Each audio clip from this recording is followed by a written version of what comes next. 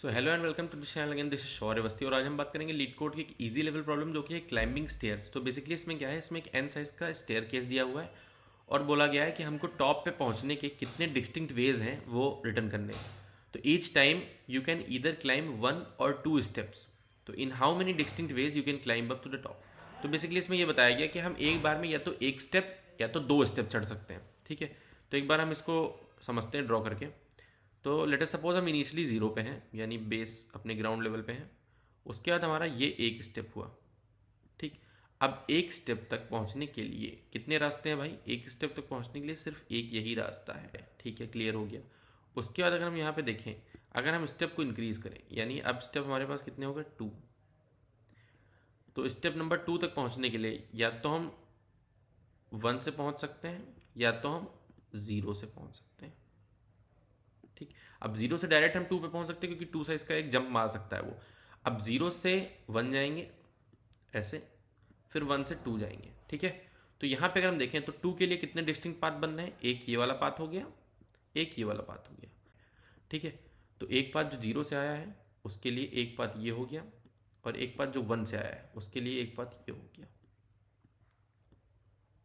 ठीक, तो 2 के लिए कितना हो गया डिस्टिंक्ट पाथ्स? 2 के लिए हो गया 2।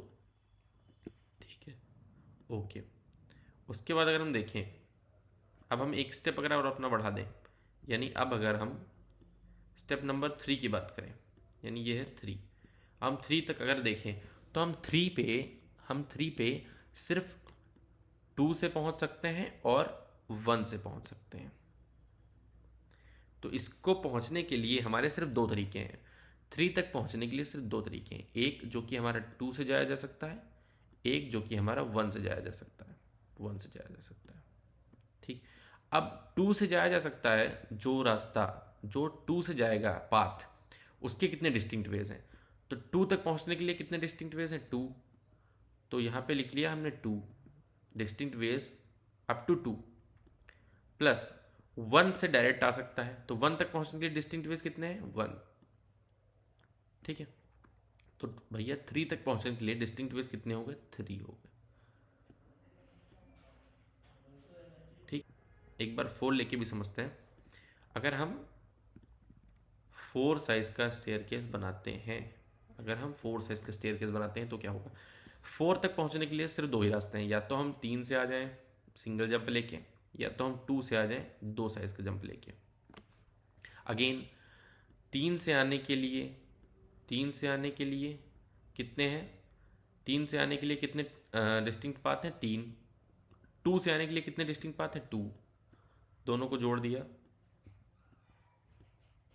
4 तक पहुंचने के लिए कितने बन गए? 5 डिस्टिंक्ट पाथ बन गए।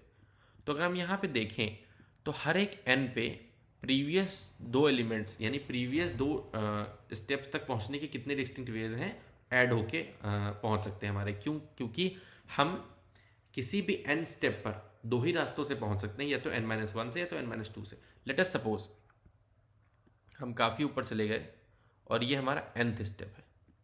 ठीक है, ये हमारा nth स्टेप है। अब nth स्टेप पे हम पहुंचने के लिए 2 ही रास्ते हैं हमारे, या तो हम n-1 से आएंगे या तो हम n-2 से आएंगे।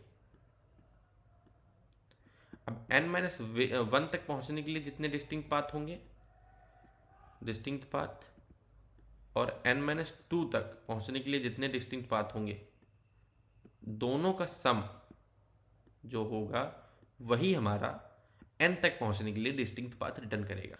तो हर एक n के लिए, कहने का मतलब यही है, हर एक n के लिए n-1 तक पहुंचने के लिए डिस्टिंक्ट पाथ प्लस n-2 तक पहुंचने के लिए डिस्टिंक्ट पाथ का सम कर देंगे और वही अल्टीमेटली हमारा आंसर आ जाएगा।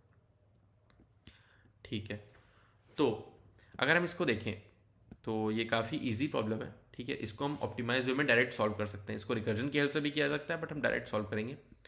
तो एक हम n की वैल्यूज़ के लिए बनाते हैं पहले। तो अगर n की वैल्यू 1 थी तो हमारा कितना था? 1। अगर n की वैल्यू 2 थी तो कितना था हमारा? 2। ठीक है, ये दोनों हम इनिशियली लेके चलेंगे एलिमेंट्स। उसके बाद अगर 3 हुआ, प्रीवियस 2 का सम कितना हो गया? 3। अगर 4 हुआ, प्रीवियस 2 का सम कितना होगा, 3 + 2 5। अगर 5 हुआ तो प्रीवियस 2 का सम कितना हो गया, 5 + 3 8। ठीक है, अगर 6 हुआ तो प्रीवियस 2 का सम कितना हो गया, 13 एंड सो ऑन, ऐसे ऐसे ये चलता रहेगा। तो कहने का मतलब ये है कि अल्टीमेटली हमको दो इनिशियल वेरिएबल मेंटेन करने हैं, और फिर फर्दर हमको फॉर लूप चलाना है और n पे जाके रुक जाएंगे। लेट अस सपोज अगर n हुआ तो n में हम चेक करेंगे n-1 के डिस्टिंक्ट पाथ प्लस n-2 के डिस्टिंक्ट पाथ। ठीक है, तो इसको एक बार कोड करके हम देख लेते हैं कैसे करना है। तो अगर हम इसको एक बार कोड करें तो हमको क्या करना है, सबसे पहले हम अपने दो प्रीवियस यानी दो इनिशियल वेरिएबल्स मेंटेन कर लेते हैं। तो हम एक काम करते हैं, इंट प्रीवियस 1 यानी एक पहले वाला, उसको देते हैं वैल्यू 2, कॉमा प्रीवियस 2 को वैल्यू देते हैं 1 की। ठीक है, अब प्रीवियस मतलब अगर यहाँ से हम देखें, यहाँ से हम शुरू करेंगे लूप अपना, तो प्रीवियस 1 हो गया 2, प्रीवियस 2 हो गया 1, प्रीवियस 1 हो गया 2, प्रीवियस 2 हो गया 1। उसके बाद हम क्या करेंगे, उसके बाद हम फॉर लूप चलाएंगे, i = 0, i n i ++।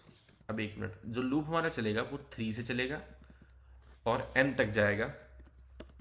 और लूप में हम क्या करेंगे, इंट distinct path is equals to क्या हुआ, प्रीवियस 1 के डिस्टिंक्ट पाथ प्लस प्रीवियस 2 के डिस्टिंक्ट पाथ, इन दोनों को सम कर लेंगे। उसके बाद हम क्या करेंगे, उसके बाद प्रीवियस 1, अगर हमारा ये प्रीवियस 1 है और ये प्रीवियस 2 है और हम इसको डिस्टिंक्ट पाथ काउंट कर रहे हैं अपना वेरिएबल, तो अगेन जो हमारा ये है करेंटली, जब ये एक वैल्यू आगे बढ़ेगी तो प्रीवियस 1 जो होगा वो डिस्टिंक्ट पाथ पे आ जाएगा और जो प्रीवियस 2 होगा वो पाथ 1 प्रीवियस 1 पे आ जाएगा। तो बेसिकली सबसे पहला काम यही करते हैं, प्रीवियस 2 को अपडेट करते हैं प्रीवियस 1 से, और जो प्रीवियस 1 है उसको दे देते हैं हम डिस्टिंक्ट पाथ वाला वेरिएबल।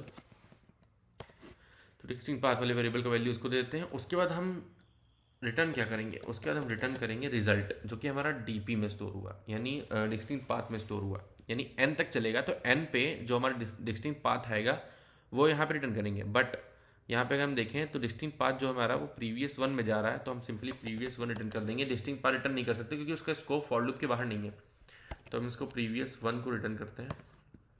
एक बार इस चीज़ को रन करते हैं,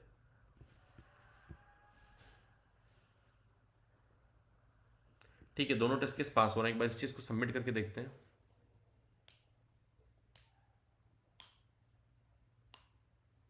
एक मिनट, ये रॉन्ग आंसर आ रहा है, n = 1 देन आउटपुट 2 है।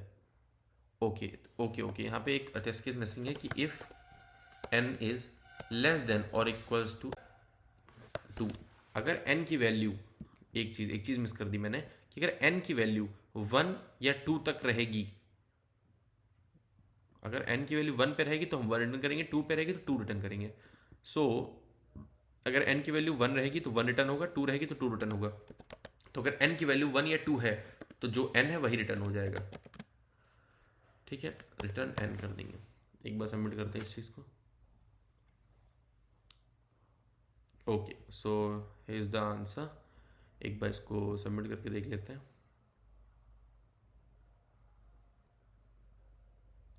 ओके ठीक है, तो ये सक्सेसफुली सबमिट हो गया है। So thank you so much for watching this video. अगर वीडियो पसंद आए तो वीडियो को लाइक करिए, चैनल को सब्सक्राइब करिए। मिलते हैं अपने अगले वीडियो में, तब तक के लिए बाय।